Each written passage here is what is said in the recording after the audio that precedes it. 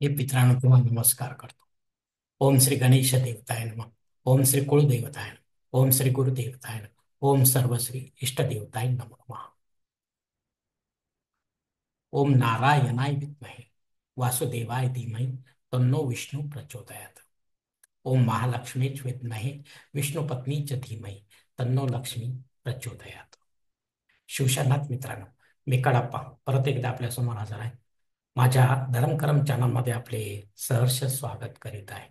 मित्रांनो, आपल्या हिंदू धर्मातील सनातन हिंदू धर्मातील सणवार व्रत वैकल्याच्या साखळीमध्ये आज मी आपणास एकादशी व्रतासंबंधी महत्वाची माहिती देण्याचा प्रयत्न करणार आहे. तेव्हा आपणा सर्वांना माझी नम्र विनंती की माझा हा व्हिडिओ आपण शेवटपर्यंत पाहावा आणि ऐकावा.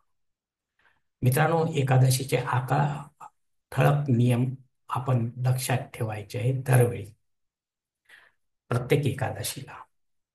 यातला पहिला नियम असा आहे की अशौच आले असता केवळ उपवास करा, माळेविना मंत्र जप करा. भगवान विष्णूचा आणि माता लक्ष्मीचा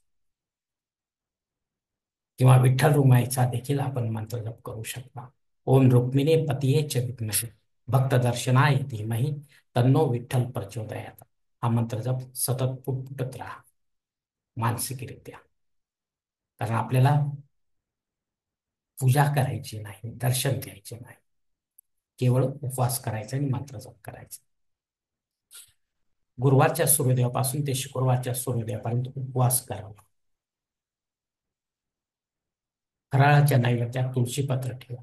आपण फळे वा फळांचा रस व दूध व दुधाचे पदार्थ घेऊ शकता, मात्र फराळात तिखट मिठाचा वापर अजिबात करू नये. कामविषयी सेवन करणे, दुपारी झोपणे, केस व नाके कापणे इत्यादी कामे कटाक्षाने असतात. भगवान विठ्ठल रुक्माईचे किंवा लक्ष्मीनारायणचे विधिवत अभिषेकयुक्त पूजन सकाळी आपल्या घरी करा किंवा मंदिरात या सोहळ्याच्या वेळी हजर राहावे. आपण स्वतः रात्री थोडे जागरण करून भगवान विठ्ठलासंबंधी एकट्याने भजन कीर्तन करावे. ब्राह्मण देवतांना आपल्या घरी बोलावून त्यांना अन्न, वस्त्र, जानवेजोड, तुळशी माळा, दक्षिणा इत्यादी यथाशक्ती विधिवत दान धर्म करा व गोरगरिबांना अन्न, वस्त्र द्या. मित्रांनो, एकादशी काल रात्री 10:30 सुरू झाली. आज मध्यरात्री 1:10 असल्याने हरिवासर काळ उद्या, क्षमा करा मित्रांनो, मध्यरात्री 24:44 असल्याने हरिवासर काळ उद्या पहाटे 6:18 संपलेला असणार आहे. मित्रांनो, उद्या सकाळच्या देवपूजेतील प्रसाद ग्रहण करून आपण या एकादशीचा उपवास सोडावा. मित्रांनो, या सफला एकादशीच्या नियमांचे निष्ठेने, श्रद्धेने व समर्पण भावाने पालन करा आणि भगवंताच्या कृपेने सुखा समाधानाचे व शांतीचे जीवन जगायला शिका मित्रांनो. कारण आपणच असतो आपल्या जीवनाचे शिल्पकार. धन्यवाद मित्रांनो. आजचा हा सफला एकादशी संबंधीचा जो व्हिडिओ आहे तो मी याच ठिकाणी संपत आहे. आपण जर माझ्या मते सहमत असेल तर कृपया माझे धर्मकरम चॅनल सबस्क्राईब करा, लाईक करा, आपले कुटुंब व मित्र परिवार असं शेअर करा.